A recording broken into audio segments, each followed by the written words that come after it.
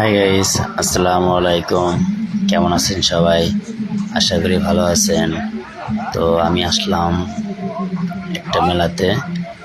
মেলাটা হলো চিটাগাং।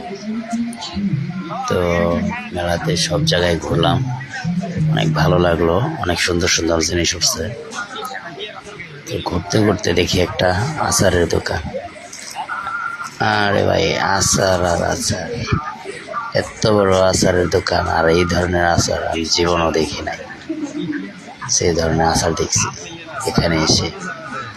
তো কিশমিশের আচার, আপনি কি জিনিসের আচার চান, সব জিনিসেরই আচার আছে এখানে। আর আপনারা তো জানেন, টক দেখলে সবারই একটু খাইতে মন চায়। তো আমি কয়েকটা আচার খেলাম, অনেক ভালো লাগলো। তো কে কে দেখছেন এরকম আচারের দোকান, কমেন্টে জানাবেন।